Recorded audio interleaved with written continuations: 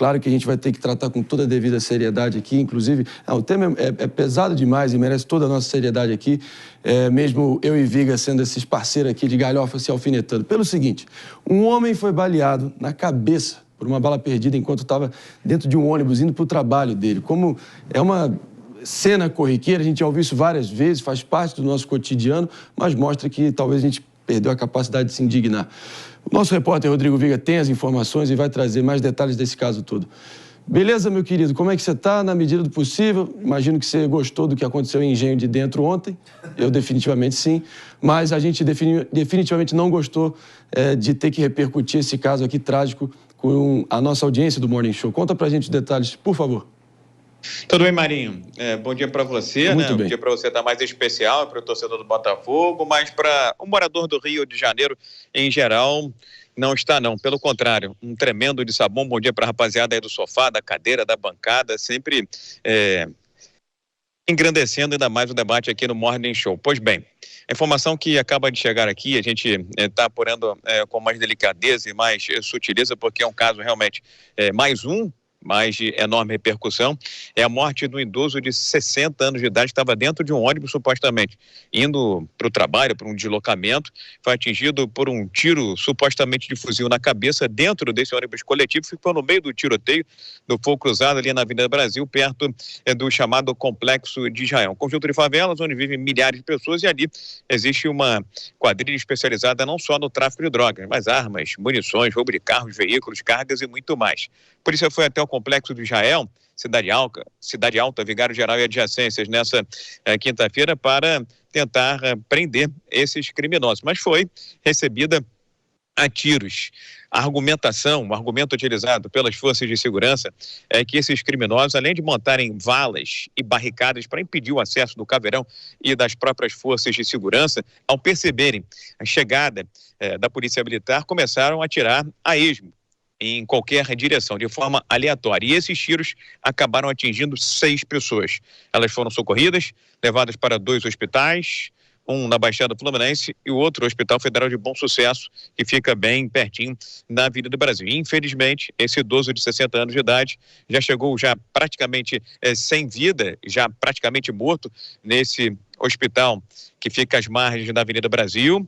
Outras 5 pessoas feridas receberam atendimento médico, 2 delas estão internadas em estado grave. Os números realmente são muito tristes. A Avenida Brasil, somente esse ano de 2024, já teve 64 interdições por conta de conflitos e confrontos nessas comunidades que margeiam uma das principais vias expressas do Rio de Janeiro. Ao longo dos últimos 8 anos, segundo a plataforma Fogo Cruzado, mais de 1.500 interdições. Os bandidos, além de atirarem de forma aleatória a esmo para, de certa forma, tirar o foco da operação policial, provocaram um verdadeiro caos no trânsito do Rio de Janeiro na manhã desta quinta-feira. Congestionamento na Avenida Brasil, ônibus e carros parados em meio ao fogo cruzado, pelo menos 5 estações de trem da Supervia não funcionaram. O corredor expresso do BRT também teve seu funcionamento prejudicado na manhã desta quinta-feira, bem como, meu caro Marinho, linhas de ônibus que passavam pela região tiveram a sua rota modificada. Isso sem falar, é claro, no cotidiano de pacientes, profissionais médicos e alunos da rede de ensino do Rio de Janeiro.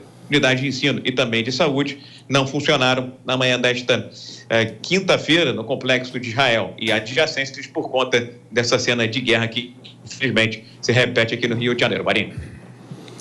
Que isso, Viga. Eu acho que o pessoal que conhece aí o dia a dia, a rotina do cidadão carioca, tem poucas coisas piores que mais deixam o sujeito ali com aquela sensação de impotência do que esse condicionamento ali na Avenida Brasil, no momento que vias obstruídas, serviços de transporte ali completamente inviabilizados e esses tiros sendo alvejados de um lado para o outro. Acho que é difícil alguém não ter passado, talvez. Eu acho que é a exceção quem não passou por uma situação como essa em algum momento da vida. Mas a gente queria trazer também aqui os detalhes também de qual foi a atitude tomada pelas forças policiais ali do governador Cláudio Castro para tentar conter a insanidade que os torcedores do Penharol cometeram ali na altura do Recreio dos Bandeirantes, zona oeste da cidade, antes do duelo com o Botafogo. E eu fiquei imaginando também os torcedores que acabaram tendo que ficar sem acesso à informação dentro da cela, tendo que sair com um galo na cabeça aí desse tamanho. e com essa ressaca toda, né, Viga? Conta pra gente o que aconteceu. Depois daquela confusão que a gente trouxe aqui na nossa programação ao longo desta quarta-feira, um caso de repercussão até internacional, a polícia do Rio de Janeiro interveio, fez até a meia-culpa, disse que subestimou o policiamento para esses 3 ônibus que desgarraram do comboio do Peñarol do Uruguai, disse que houve falha de comunicação, houve um efetivo aquém do necessário para acompanhar os torcedores do Peñarol, que já são velhos conhecidos daqui do Rio de Janeiro. Eu lembro que em 2019, você deve lembrar desse caso, né, Marinho? Houve também mais de 100 detidos ali na Praia do Lembre, em Copacabana. Um torcedor do Flamengo morreu à época, após os conflitos na zona sul do Rio de Janeiro, mas houve uma meia-culpa e o secretário de Segurança Pública do Estado, Victor Santos, levantou o dedo e disse: nós falhamos, precisamos aperfeiçoar isso daqui para frente. Foram 3, vou repetir o número, hein? Nem falei, mas já vou repetir, vou sublinhar, vou enaltecer, vou destacar. 353 detidos, 353 detidos por conta das cenas de balbúrdia, selvageria, ali na Praia do Pontal, no Recreio dos Bandeirantes, na zona oeste da capital. O que deu origem a toda essa confusão, viu, Marinho?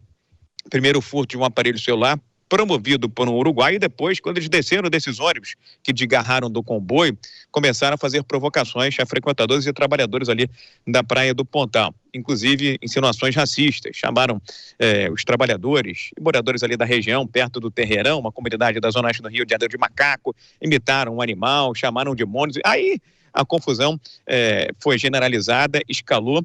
A polícia demorou a atuar também, só 1h30, quase 2 horas depois, deteve esses 353 e os 353 foram levados para a cidade da polícia. Não viram chocolate do Botafogo 5-0 para cima do Peñarol. Talvez tenha sido uma importante punição, mas não é a única, tá? Porque desses 353, 23 efetivamente foram presos. Na verdade, um menor de idade foi apreendido e 22 presos, e agora estão sob a lege, estão sob a lei brasileira, sobre o que diz, o que manda a lei brasileira. Crimes como dano, desobediência, resistência, incêndio e organização criminosa. No caso do menor de idade, ele foi incluído no Estatuto da Criança e do Adolescente. E os demais que não foram presos, não vão permanecer aqui no sistema carcerário brasileiro, vão responder por crimes cometidos no Estatuto do Torcedor. Portanto, 353 detidos, 23 efetivamente presos sob a égide da legislação brasileira, um deles menor de idade,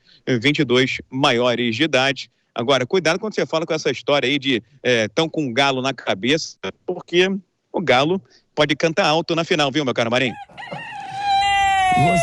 Você é implacável. Quando eu acho que você está mansinho, você vem aí, quando eu menos espero, e puxa o meu tapete.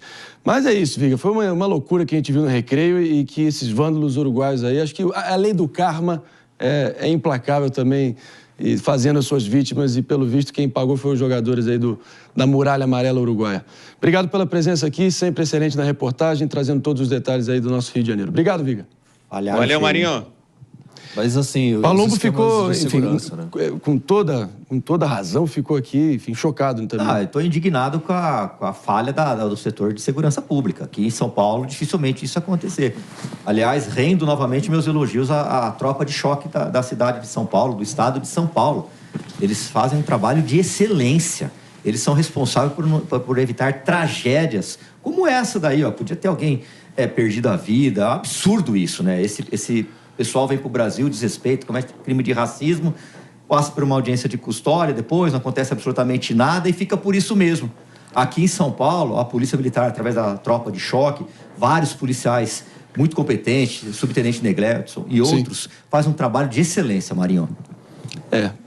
A gente jamais conta em ver uma situação dessa loucura, né? Parece um bando de uma coisa primitiva mesmo, assim, né? Uma covardia total, também, depredando os quiosques, o pessoal ali que rala de sol a sol, acorda cedo, mal toma um banho dentro de casa para já voltar para a labuta no dia seguinte. Gente simples, e esses vândalos aí, pelo menos no campo, tiveram o troco. Por enquanto, e na justiça também. David, rapidamente, a gente segue em frente. Não, a gente viu outros casos também acontecendo ao longo da semana passada, se não me engano, dos ônibus sendo cercados também, torcedores ali se envolvendo em confusão. Chocante, mas é isso. Futebol extraindo o que há de pior no ser humano muitas vezes. Mas a gente segue adiante.